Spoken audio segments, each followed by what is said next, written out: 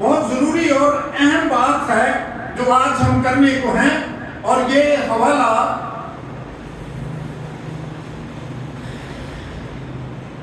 جو ہم نے پڑھا ہے یہ اتنا خاص اور اہم ہے کہ اس نام سے بہت سی تنظیموں نے جنم لیا، اور وہ اپنے آپ کو گڈ سمیرٹن کے نام سے انہوں نے اپنی تنظیموں کا نام گڈ سمیرٹن رکھا ہے، یعنی نیک سامری۔ اگر یہودیوں کے نزدیک کسی سامری کو نیک کہا جائے تو وہ اپنے کانوں کو ہاتھ لگائیں گے اور توبہ توبہ کریں گے، کیونکہ ان کے نزدیک سامری لوگ مخلوط نسل ہے، یہ خالص یہودی نہیں۔ ان کے نزدیک یہودیوں کے سوا کوئی اور خدا کی بادشاہی میں داخل نہیں ہو سکتا۔ اب اگر کوئی خدا کی بادشاہی میں داخل نہیں ہو سکتا تو وہ ان کا پڑوسی کیسے ہو سکتا ہے؟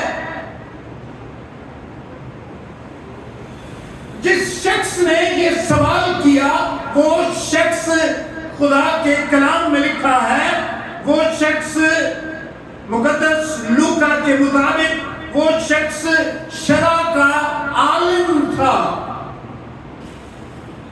یہ سوال جناب مسیح سے کرنے والا شخص عام شخص نہیں تھا، جیسے عام لوگ سوال کرتے ہیں، کبھی عبادت کے بعد اور کبھی وہ قبرستان میں جب وقت ملتا ہے تو اس کے بعد سوال کرتے ہیں اور کہتے ہیں او اچھا ہوا پادری صاحب آپ سے ملاقات ہو گئی، ایک سوال کرنا تھا۔ یہ کوئی ایسا شخص نہیں تھا جس نے مسیح سے سوال کیا، یہ خاص شخص تھا۔ عام لوگوں کے ذہن میں، صرف عام لوگوں کے ذہن میں کنفیوژن نہیں ہوتی، بلکہ خاص لوگوں کے ذہن میں بھی کنفیوژن ہوتی ہے۔ ساری زندگی گزر جاتی ہے، سوال کا مطلب سمجھ میں نہیں آتا۔ دو وجہ ہو سکتی ہیں ان کی، جو سوال جب سمجھ میں نہ آئے تو اس کی دو وجہ ہو سکتی ہیں۔ ایک وجہ تو یہ ہے کہ آپ سنجیدہ ہی نہیں ہیں سننے کے لیے، آپ غور ہی نہیں کرتے۔ جب بات ہو رہی ہوتی ہے، جب کلام سنایا سکھایا جا رہا ہوتا ہے تو اس وقت خدا کا روح جنبش کرتا ہے، اور جو لوگ اپنے دل خیال خدا کی طرف لگائے ہوتے ہیں، خدا ان پر بھید کی باتوں کو کھولتا ہے۔ اب جب آپ خدا کی حضوری میں تو بیٹھے ہوں لیکن دھیان کسی اور طرف ہو تو آپ ایک مرتبہ نہیں، آپ ساری زندگی یہ سوال یا کوئی بھی سوال پوچھتے رہیں، اس سے آپ کو کبھی اطمینان حاصل نہیں ہو سکتا۔ اس شخص کی خوش قسمتی ہے کہ یسوع مسیح اسے مل گئے، یسوع مسیح کے ساتھ اس کا آمنا سامنا ہو گیا۔ یسوع مسیح کے پاس یہ شخص چلا گیا اور یسوع مسیح سے جا کر سوال کرنے لگا اور کہنے لگا، اے خداوند مجھے بتا کہ میں کیا کروں کہ ہمیشہ کی زندگی کا وارث بنوں۔ تو یسوع مسیح نے کیا کہا؟ آپ نے سنا کہ نہیں حوالہ؟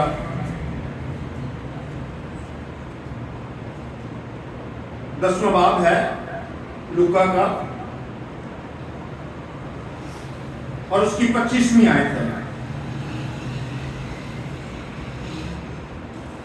उसने कहा, आए खुदावंद मैं क्या करूं कि हमेशा की जिंदगी का वारिस बनूं, वो जगह जहां तेरी हजूरी है, जिसे जन्नत कहा जा सकता है, जहां खुदा मौजूद है, जहां ईमानदार लोग मौजूद हैं। आए खुदा ताला के इकलौते बेटे, मुझे बता मैं उस जगह का वारिस कैसे बन सकता हूं। ये सवाल है, और सवाल है शरा के आलम का। और यीशु मसीह कहते हैं, तौरीत में क्या लिखा है? जो सवाल तूने किया है, क्योंकि तू शरा का आलम है, क्योंकि तू बाइबल की बड़ी बातें करता है, जरा मुझे बता तौरीत में क्या लिखा है?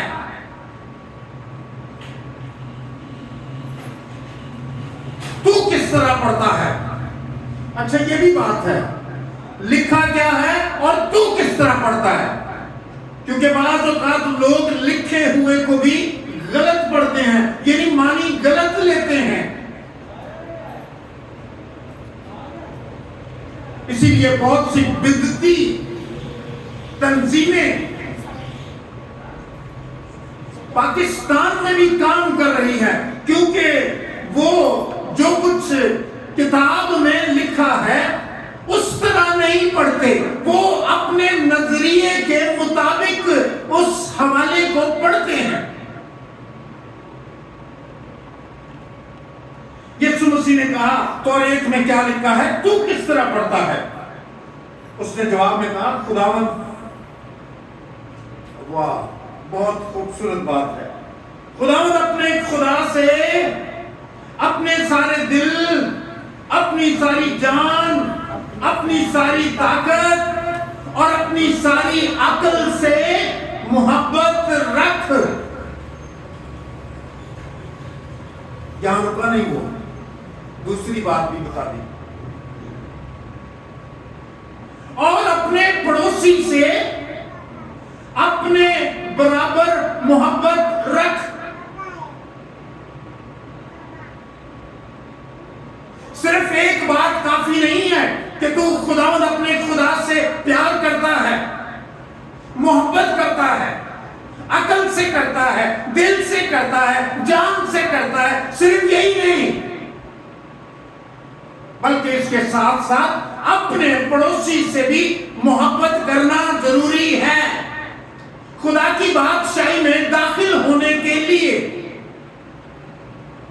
इस बात का जवाब जनाब मसीह ने कहा, तूने ठीक, क्या कहा यीशु मसीह ने?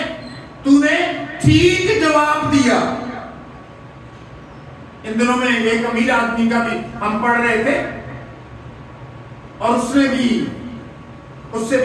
भी ऐसा ही सवाल किया था, मैं क्या करूं कि हमेशा की जिंदगी पाऊं? तो यीशु मसीह ने उससे कहा, तू हुक्मों पर अमल कर। उसने कहा, ये तो मैं लड़कपन से करता जा रहा हूं। अब यहां ये दूसरा आदमी है, ये आदमी शरा का आलम है, वो अमीर आदमी था, ये शरा का आलम है। तो यीशु मसीह ने जब पूछा तो उसने जवाब दिया, और खुदा की साथ मोहब्बत करने के अलावा एक और बात भी बताई, और वो थी अपने पड़ोसी से अपने बराबर मोहब्बत रख। अब मैं एक और बात इसके साथ ऐड कर देता हूं।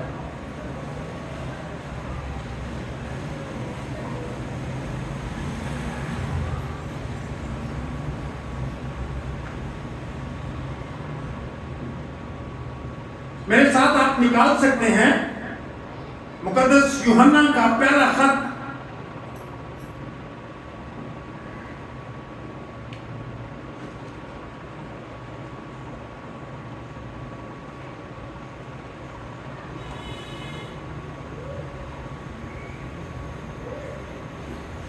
और उसका चौथा बाब।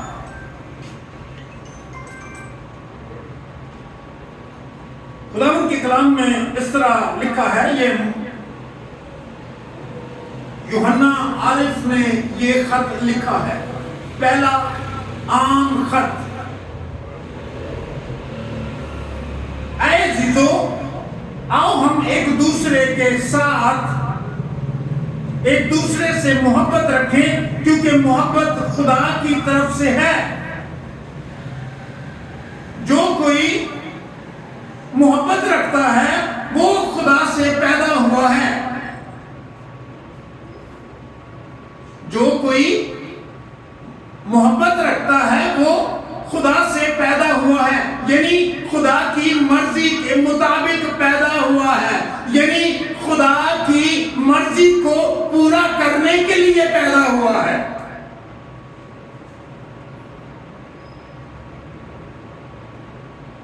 پھر کہا 8ویں آیت میں 4 باب کی، جو محبت نہیں رکھتا وہ خدا کو نہیں جانتا، کیونکہ خدا محبت ہے۔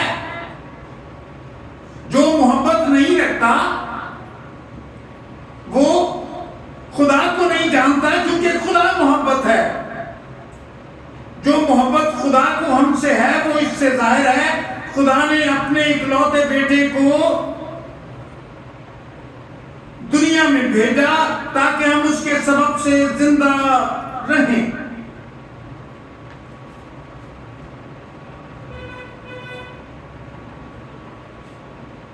ایک اور بات جو یہاں پر مقدس یوحنا بیان کرتے ہیں، 20ویں آیت، 4 باب کی 20ویں آیت، غور کیجئے گا۔ اگر کوئی کہے میں خدا سے محبت رکھتا ہوں اور وہ اپنے بھائی سے عداوت رکھے، سنیے گا، اگر آج آپ بلیسنگ برکت لینا چاہتے ہیں، اگر چاہتے ہیں خدا کی بات آپ کی زندگی میں داخل ہو، آپ برکت پائیں، آپ کا گھرانہ برکت پائے، آپ کا خاندان برکت پائے، تو پھر یہ بات غور سے سن لیجئے۔ پہلا یوحنا کا پہلا عام خط، اس کا 4 باب اور اس کی 20ویں آیت میں لکھا ہے، اگر کوئی کہے میں خدا سے محبت رکھتا ہوں اور وہ اپنے بھائی سے عداوت رکھے تو جھوٹا ہے، کیونکہ جو اپنے بھائی سے جسے اس نے دیکھا ہے محبت نہیں رکھتا، وہ خدا سے بھی جسے اس نے نہیں دیکھا محبت نہیں رکھتا۔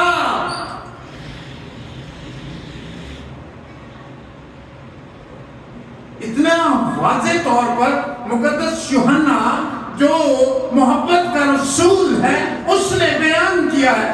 یہ بات ایسے ہی ہے جیسے میں اب آپ کو سمجھاؤں اور بتاؤں کہ اگر آپ نجات میں داخل ہونا چاہتے ہیں، اگر آپ جنت میں جانا چاہتے ہیں، اگر آپ باقی زندگی خدا کی حضوری میں گزارنا چاہتے ہیں، تو راستہ کہاں ہے؟ راستہ پتہ کہاں ہے؟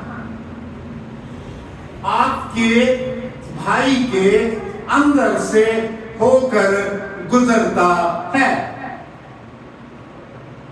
کیا آپ سن رہے ہیں؟ کیا آپ سمجھ رہے ہیں؟ خدا یہ کہتا ہے کہ اگر تو نجات پانا چاہتا ہے، خدا پر تو ایمان رکھتا ہے، دعا تو کرتا ہے، نماز تو پڑھتا ہے، روزے تو رکھتا ہے، لیکن اگر تو اپنے بھائی سے عداوت رکھتا ہے تو جھوٹا ہے، تو آؤٹ ہو جائے گا، نکال دیا جائے گا، خارج کر دیا جائے گا، تجھے خدا کی بادشاہی میں جگہ نہیں ملنے والی۔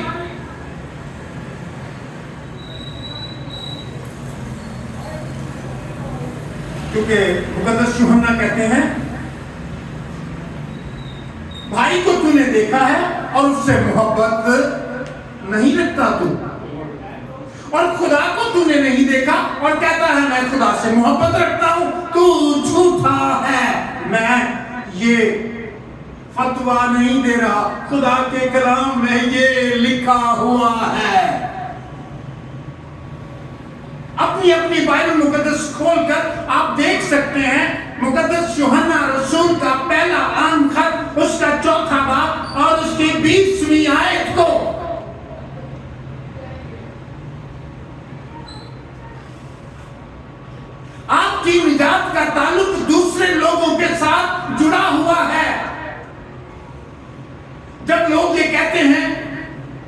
کہتے ہیں چرچ نہیں آتا ہے جی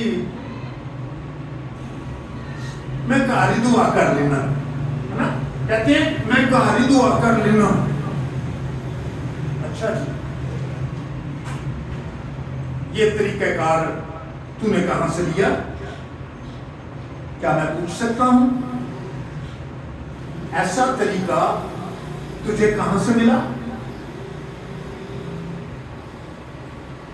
ہاں لکھا ہوا ہے کہ تو کوٹھی میں جا, ہے نا, لکھا ہوا ہے نا. یہ دعا کی ایک قسم ہے.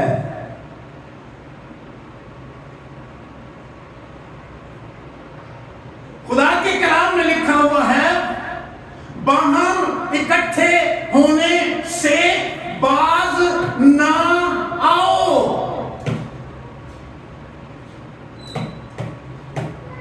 جیسے ایک کوئلہ سلگے تو جلد ختم ہو جائے گا, لیکن وہ بھٹی ہو جہاں بہت سے کوئلے ہو تو وہ بہت دیر تک سلگے گا اور اس کا کوئی نتیجہ بھی نکلے گا.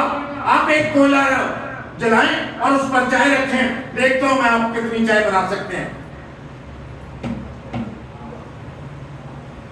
لیکن اگر بہت سے کوئلے آپ نے سلگائے ہوں اور ان کی تپش پر آپ بڑا دیگچہ رکھ دیں تو وہ بہت جلد آپ کا کھانا, آپ کی چائے یا آپ کی روٹی کو تیار کر سکتا ہے. کلیسیا کا باہم اکٹھا ہونا ضروری ہے. یسوع مسیح نے کہا جہاں 2 یا 3, کبھی نہیں کہا جہاں 1 یا 2, لکھا جہاں 2 کم سے کم 2. تیرے ساتھ کوئی اور بھی ہونا چاہیے. ہم خیال, ہم ایمان, جہاں 2 یا 3 میرے نام سے اکٹھے ہوں میں ان کے درمیان حاضر ہوں گا.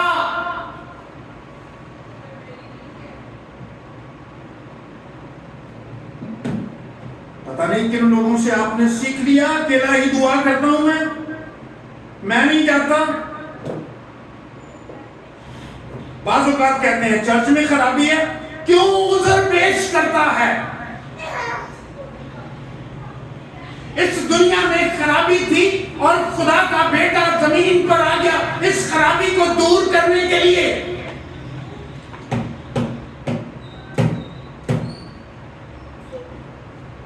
اور مختلف ایپ نکالتے ہیں آپ چرچز میں.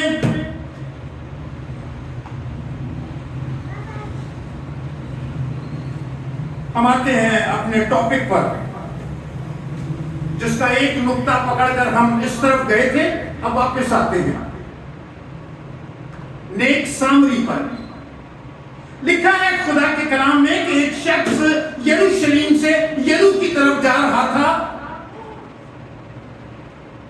اور راستے میں اس کے ساتھ انہونی ہو گئی. ڈاکوؤں نے اسے گھیر لیا.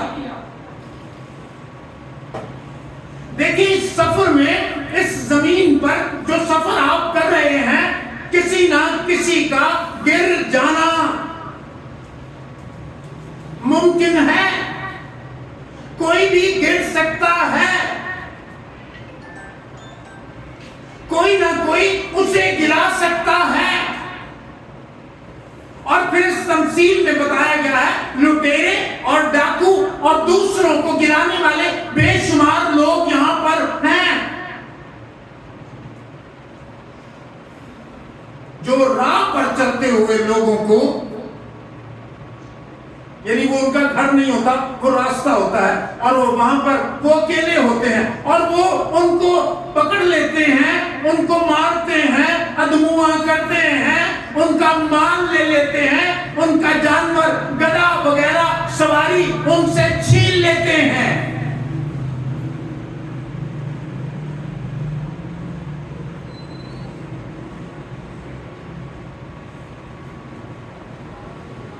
اور وہ اسے بے یار و مددگار چھوڑ دیتے ہیں، پرواہ نہیں کرتے۔ کئی دفعہ جب ہم ان کو دیکھتے ہیں تو ہم کہتے ہیں یار ان کو ظالموں کو ترس نہیں آیا؟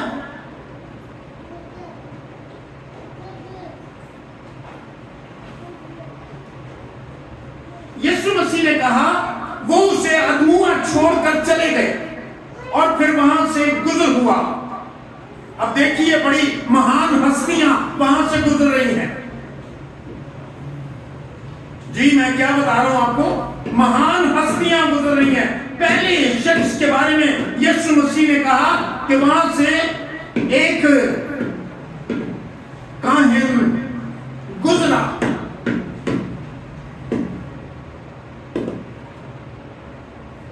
اور وہ کاہن اسی راہ پر جا رہا تھا جس راہ سے وہ ادموا شخص جس کو ڈاکوؤں نے مارا تھا، جس راستے پر اسے مار کر ادموا چھوڑا تھا، اسی راستے پر ایک کاہن جا رہا تھا۔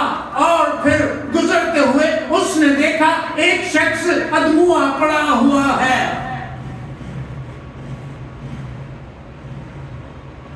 یہ بہت عجیب سا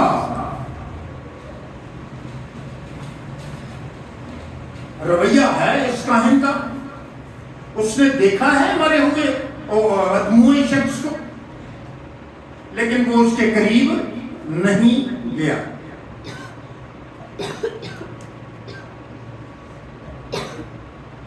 پتہ نہیں کون کون سی بات اس کے ذہن میں آئی ہوگی اس کاہن کے۔ شاید وہ یہ سوچ رہا ہو یہ تو کوئی غیر مذہب ہے،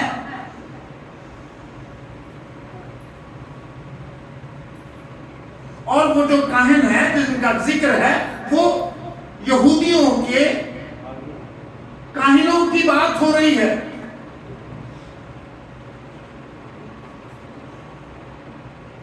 جو قربانیوں چڑھانے کا کام کرتے ہیں، جو خدا کی حضور قربانیاں پیش کرتے ہیں۔ اس کاہن نے جب اسے دیکھا تو اس کا دل سخت ہو گیا، اور اس کی بڑی وجہ میرے خیال سے، آپ کا خیال بھی کچھ ہو سکتا ہے، آپ اپنا خیال رکھ سکتے ہیں۔ اس نے کہا یہ تو غیر قوم ہے،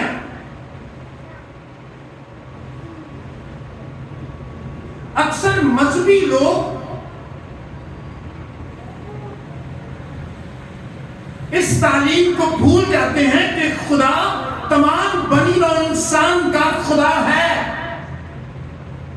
ہم سمجھتے ہیں وہ صرف ہمارا ہی خدا ہے، ہم جس مذہب سے تعلق رکھتے ہیں وہ صرف ہمارا ہی ہے، لیکن ایسا ہرگز نہیں۔ خدا نے ساری زمین کو خلق کیا، تمام انسانوں کا خلق کرنے والا خدا ہی ہے۔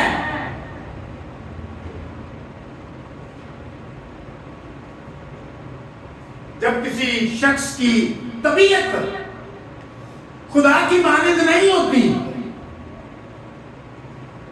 جو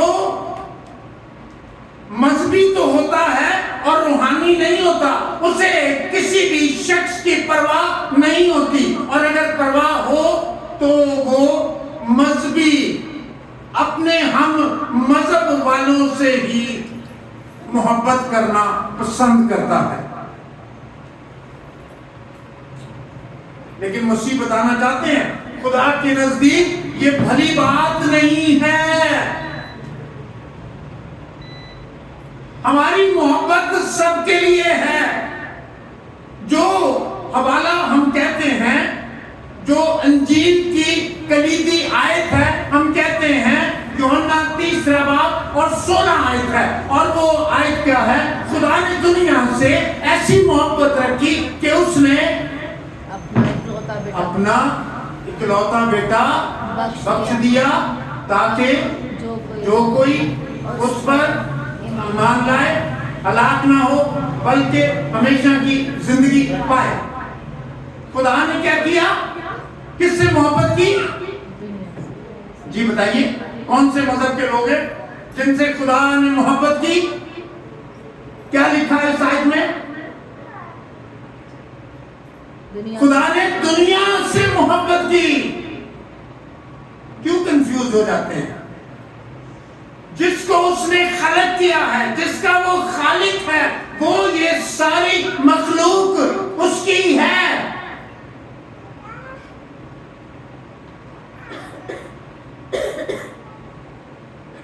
لیکن کاہن ایسا کرنے کے لیے تیار نہیں. اسی لیے دنیا میں جھگڑے ہیں اور بعض اوقات مذہبی لوگ کہتے ہیں، جو آزاد خیال لوگ ہیں وہ کہتے ہیں جو مذہب ہے وہ بہت سے جھگڑوں کو جنم کرنے کا بھی وسیلہ بنتا ہے.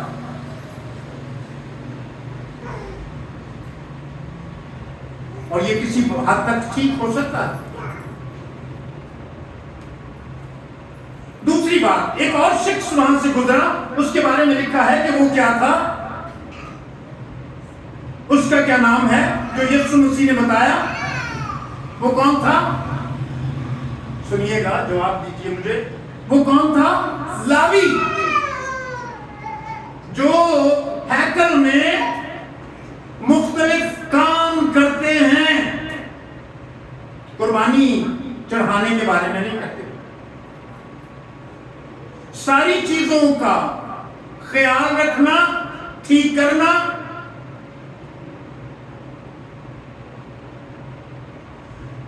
اب علماء یہ کہتے ہیں کہ وہ لاوی جب وہاں سے گزرا تو اس نے کہا میں اس شخص کو ہاتھ نہیں لگاؤں گا. پتہ نہیں سانس آ رہی ہے یا نہیں، ہو سکتا ہے یہ مردہ ہو، اور اگر مر گیا ہے تو اس کو چھونے سے میں بھی ناپاک ہو جاؤں گا، کیونکہ شریعت کے مطابق اگر کوئی کسی مردے کو چھو دیتا ہے تو وہ بھی ناپاک ہو جاتا ہے. لاوی کو اس لیے پسند نہیں تھا. میرا خیال ہم بات بھی مختصر ختم کرنے کی کرتے ہیں تاکہ لائٹ جو ہے وہ نہ.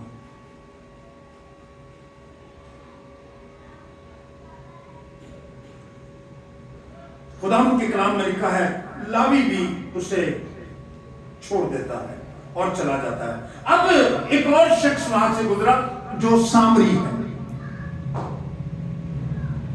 یہودیوں کے نزدیک یہ کم تر نسل ہے، مخلوط نسل ہے. یا تو باپ ان کا یہودی تھا اور ماں کوئی اور نسل تھی، یا ماں یہودی تھی اور باپ کوئی اور نسل کا تھا. جب یہ گئے ہیں، ان کو بادشاہ جب مختلف حکومتوں کی وجہ سے ان کو پکڑا اور غلام بنا کر لے گئے، تو پھر وہاں پر جا کر ان کی شادیاں اور لوگوں کے ساتھ بھی ہوئیں، اور لوگوں نے بھی ان کی لڑکیوں کو، اور انہوں نے اور قوم کی لڑکیوں کے ساتھ شادی کی. وہ جو نسل ہے اسے کہتے ہیں وہ سامری ہے، مخلوط نسل. اس لیے وہ ان کے نزدیک قابل قبول نہیں. اب مسیح کہتے ہیں کہ ایک سامری، ایک نیچ شخص، آپ کی نظر میں جو نیچ ہے، آپ کی، لوگوں کی، دنیا کی نظر میں جو نیچ ہے، خدا کی نظر میں نہیں، مذہبی لوگوں کی نظر میں جو نیچ ہے. یسوع مسیح کہہ رہے ہیں کہ اس نے کیا کیا؟ اس نے اس کو اٹھایا، اس کے زخموں پر تیل لگایا، اسے کچھ کھلایا پلایا، سرائے میں لے گیا، جہاں پر اس نے بٹیارے سے کہا کہ تو ایسا کرنا، اس کو کھانا پانی اور تیل اس کے زخموں پر لگانا، اگر اور ضرورت پڑی تو میں اور بھی ادا کروں گا.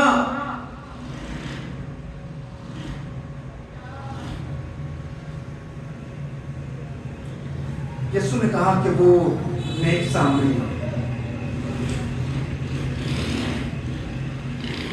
جو ہے وہ خدا کی حضوری میں مقبول ٹھہرا۔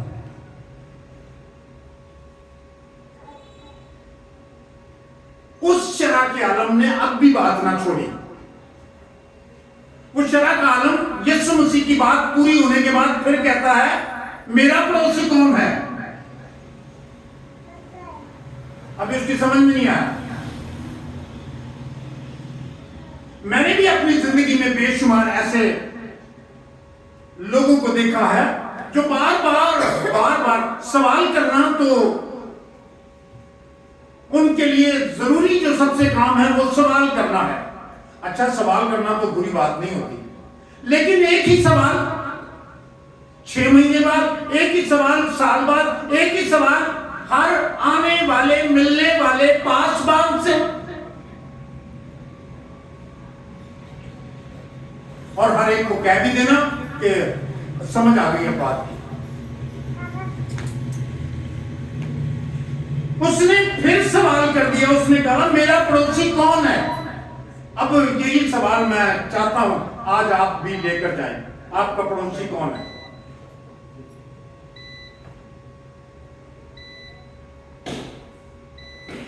کون ہے آپ کا نیبر؟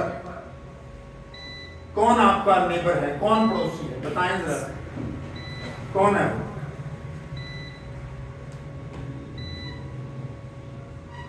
اس کے جو صحیح معنی ہیں اس لفظ کے، جو بالکل اجنبی ہے، ساتھ والا تو ہے ہی، ہم سمجھتے ہیں، جو بالکل اجنبی ہے، جو مصیبت میں ہے، جس کو مدد کی ضرورت ہے، وہ آپ کا پڑوسی ہے۔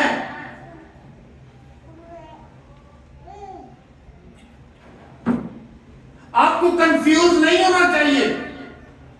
جب آپ کسی کی مدد کریں تو یاد رکھیے کہ آپ یہ نہ پوچھیں، آپ یہ نہ